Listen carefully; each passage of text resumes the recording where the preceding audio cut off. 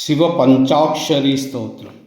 नागेन्द्रहाराय त्रिलोचनाय भस्मांगरागाय महेश्वराय नित्याय शुद्धाय दिगंबराय तस्मै नकाराय नमः शिवाय। ओम नमः शिवाय। ओम नमः शिवाय।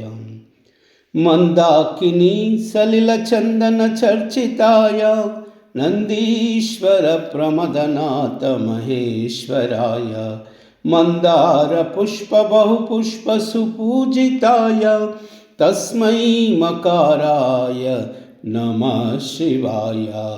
ओम नमः शिवाय। ओम नमः शिवाय। शिवाय गौरी वदनाब्ज भृंग सूर्याय दक्षध्वरनाशकाय श्रीनीलकंठाय वृषभध्वजाय तस्मै शिकाराय नमः शिवाय। ओम नमः शिवाय। ओम नमः शिवाय।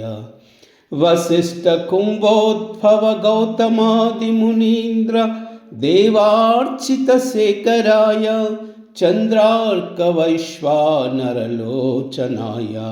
तस्मै वकाराय नमः शिवाय। ओम नमः शिवाय। ओम नमः शिवाय।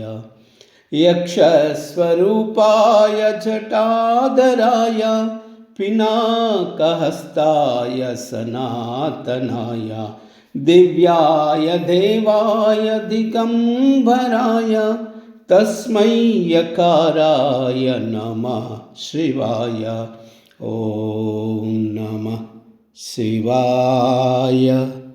ओम नमः शिवाय। पंचाक्षरमिदं पुण्यं यः पठेत् शिवसन्निधौ शिवलोकमवाप्नोति शिवेन सह मोदते। सर्वमंगल।